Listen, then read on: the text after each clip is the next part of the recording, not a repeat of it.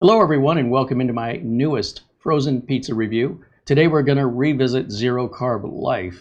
The previous one we tried was their beef topping. Now we're going to just try just cheese. Now the reason I want to revisit this is quite important and something that isn't really talked about much. Millions of people in the United States and all over the world suffer from diabetes. Some people are born with it, such as type 1, and other people as type 2s may acquire it through lifestyle. And what sucks about diabetes, if you're in a relationship with somebody who has it, is they must be very careful over what they eat, because what you and I eat, if we're not diabetics, is poisonous to them. So when we talk about sugar, that's the common thing. People know, oh, it's sugar, so it's, diabetics need to avoid that, type 1 or type 2, or you're going to be chasing it with insulin. And that's your antidote to the poison. How much antidote do you need? There's no real set rules here. You're going to have to keep poking yourself with a needle and poking yourself, to check your blood sugar. Some people have like CGMs and machines that you wear it and it takes care of it, but they're not very precise. And if you really care a lot about your health, you'll monitor it manually. About every 2 hours, you'll be pricking your finger and taking out your blood sugar meter, your glucose meter, and seeing where you're at. Because if it's too low, you'll pass out. And if it's too high, well, you could still pass out. And it's got to be kept in range, constantly monitored every day. You don't get a vacation. You don't get to take a break. It's something you don't have a choice. You have to watch it. So if you're going to eat something very carb heavy, that's going to turn all into sugars, you might have to chase that for insulin for days for something you ate 2 days earlier, still affecting your system.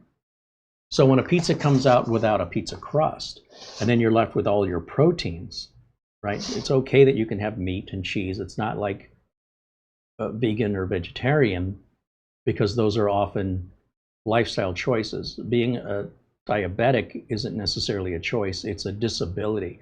And unfortunately, it's not a very loud group of people who deal with this every day,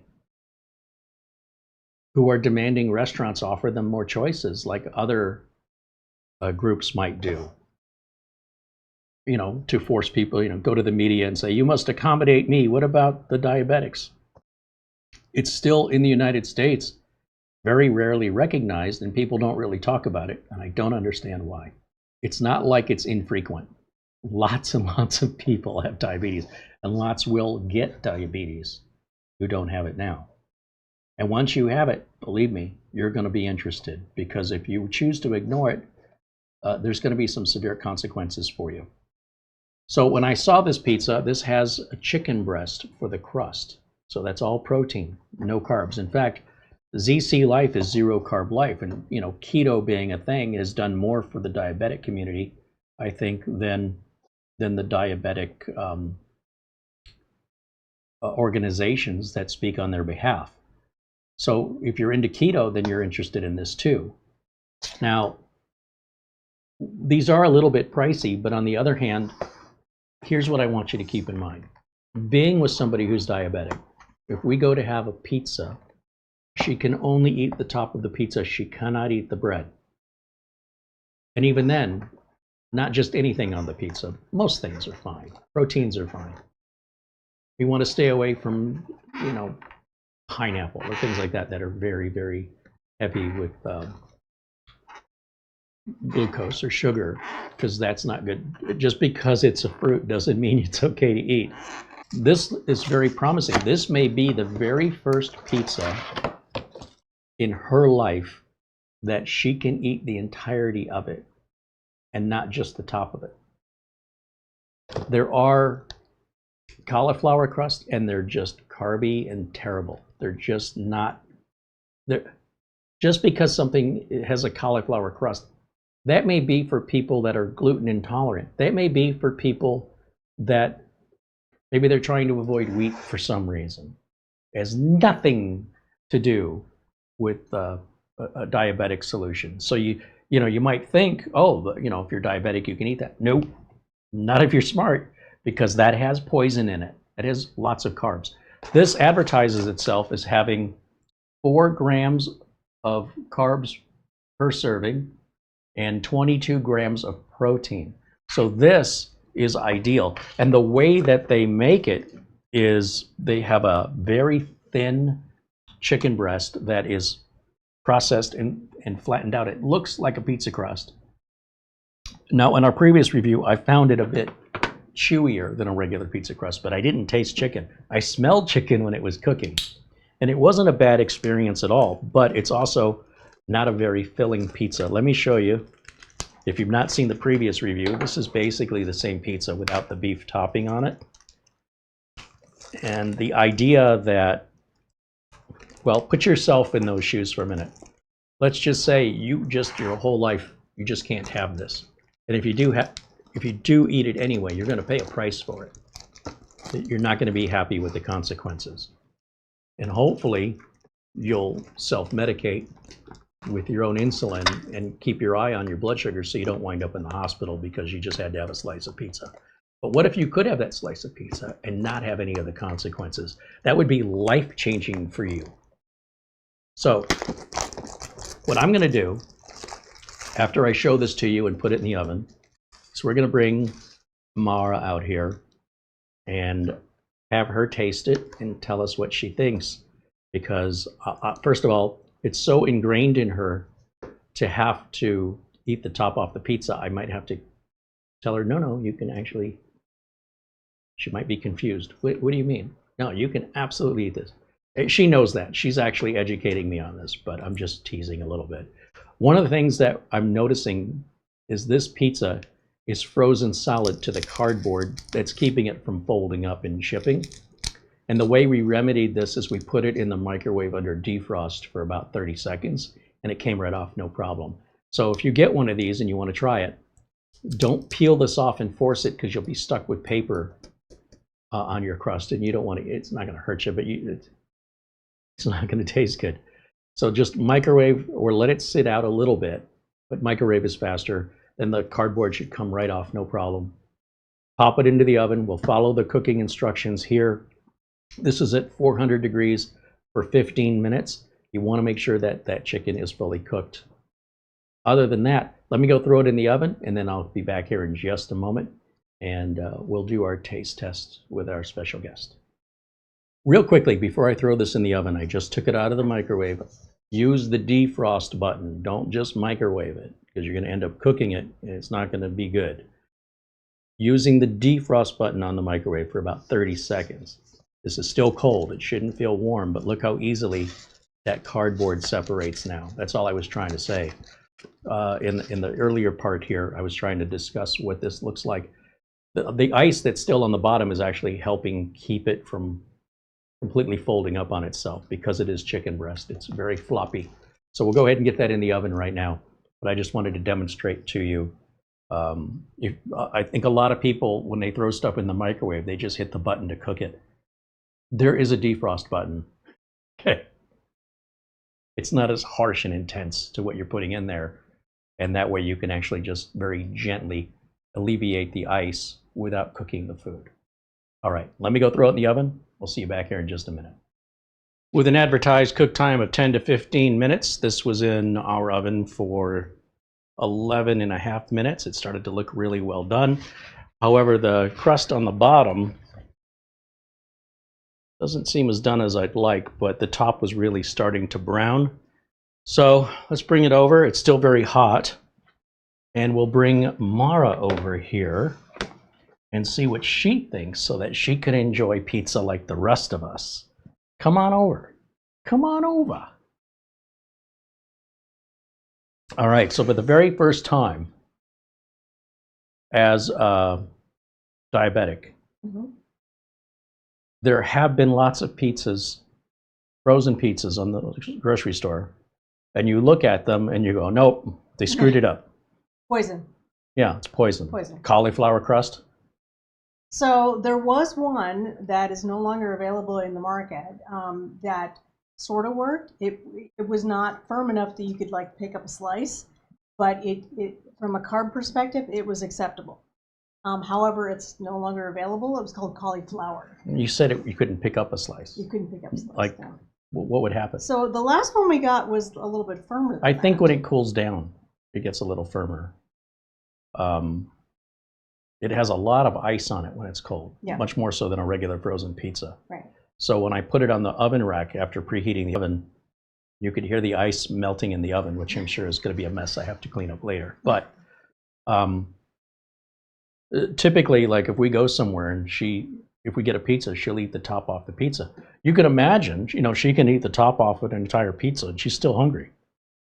But the server comes by and says, "Oh, was something wrong?" It's like, everything was great. She just can't have the crust. So you were super excited when we were in Target and we saw this. I know it was a little pricey. I can't remember what we paid for it, but I'll put the price, I'll put it right here. And we did the beef version of this, and you tested your blood sugar because you looked at the box and you said, "Do you know what this means? This means I can have a normal slice of pizza for the first time in my life." And we said, "Oh, well, if you like it, we'll go back and we'll try the other flavors." And I think ZeroCarb LYFE actually sells a variety, but only the Target by us only has just the 2 variety. But I think you can order it online. I see them advertise on Facebook all the time, but it may be in your local grocer. With it just cheese, that means you could top it with whatever you wanted to, without having to basically make everything yourself, which is mostly what you've been doing your whole life in order to be able to enjoy what you're eating. As a type 1 diabetic for over 50 years, I have spent at least the last 30 years inventing and creating and finding items and recipes that do not have an impact on my blood sugar, or minimal only, and that requires only a minimal correction.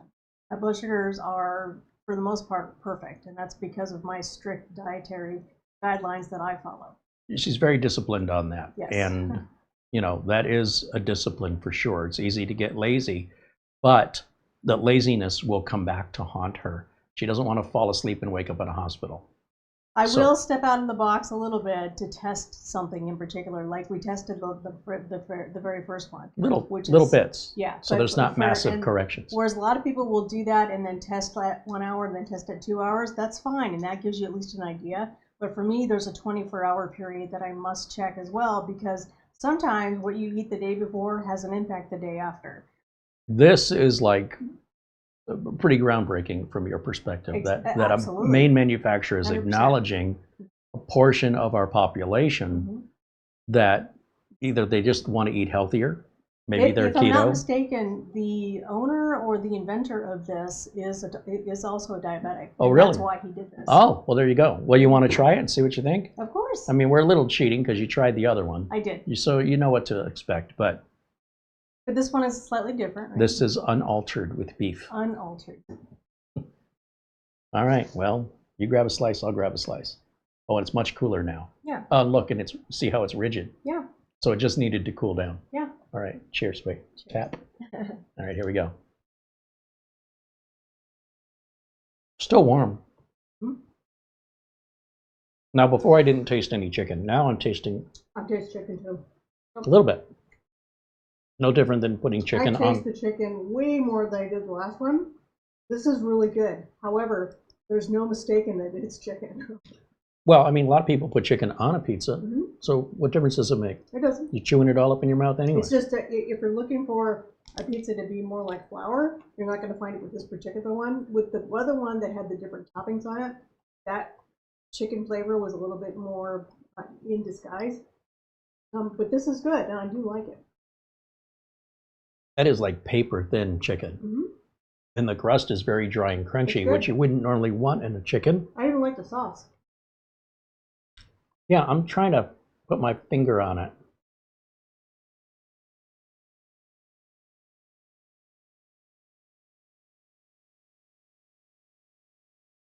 How far would this be from, like,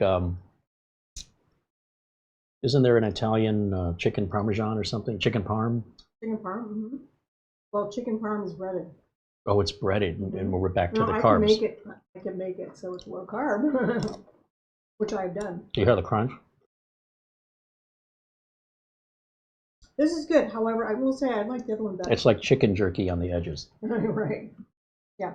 You like it with the beef? I do. Yeah, but the beauty of this is all the work is done, so you could put whatever toppings you wanted on it, Right. and then throw it in the I oven. also spent 10 years as a vegan, so when there's something that's overwhelmingly meat, I can really taste it. That's what And I really taste the chicken this time. yeah. What an It interesting is take. good. It is very good, and I do like it. It's a very interesting take. I would have no problem eating this. I'm not choking it down. It's not a struggle. In fact, this is 10 times better than the bagel bites I had. I'll tell you that. Agreed. Yeah, for sure. And Those it's are just healthier. cheap. And it's healthier. Yeah. And the chicken, surprisingly, doubles up as a crust quite well to support that pizza. And as you can see, if I lift up this, I think maybe it could have been in the oven a little bit longer, but it's so thin. I didn't want to ruin it by burning it. But congratulations, you've eaten a slice of pizza and not just the top of it. Right. Guess what? It's not poison. Yeah, so you won't have any corrections for this. No. You can have a little bit of carbs. What do? You take carbs plus sugars and you add them together. I do. All right, so on the back of the package, and then you subtract fiber. Dietary fiber. So not every diabetic does that. I do that. okay, so if you've got 6 grams of carbs and 4 grams of sugar, that's a total of 10. Then it says dietary fibers at 4. That leaves you with 6. Yeah, that is Is that a good number, 6, or is that too high? That's actually a good number. Yeah. All right, what number would be too high for you? So I would say anything above those numbers that you've already stated Really? would be too Because high. then you have to do more correction That is and you have to correct. watch longer. That doesn't mean that I can't go above and beyond that. I absolutely can. I mean, a diabetic can theoretically eat whatever you want. It's just, do you want to correct for it? Do you want the hassle? Do you want the hassle and the consequences that come with it? Keep injecting yourself with your antidote. Well, and people with Until you- CGMs and pumps don't have to constantly inject. like Why I don't do. you wear a CGM? For myself, I don't want anything that is that connected to you all the time, that has to stay there no matter what you're doing, whether it's sexy time at night or whether you're taking a shower. I don't want that. I want to swim when I want to swim and not have to worry about that thing that's attached to me. There are times when I think that it would be very helpful, like when we're traveling, having a CGM would be helpful.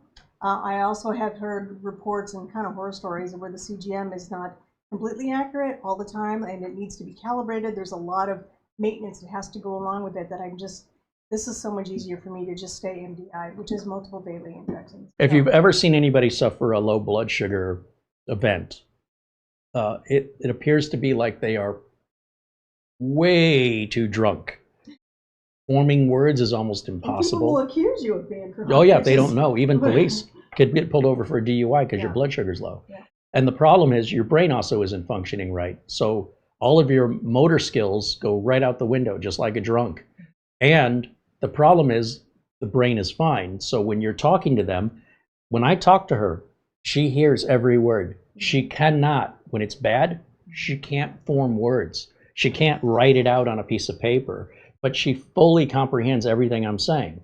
So it's not like I can say something mean and think, well, she's out of it, she won't remember. Oh no, she'll remember. She heard it clear as a bell. But that's me though, not everybody. But I'm remembers. saying, so I had some adjustment to understand not to panic and what to do to make sure you get some honey or some glucose tabs or something to bring that blood sugar up for such. She even had these emergency injections if it was really low, because the last thing she wants me to do is call a paramedic. She doesn't like paramedics, doesn't want paramedics. Do not want the paramedics anywhere.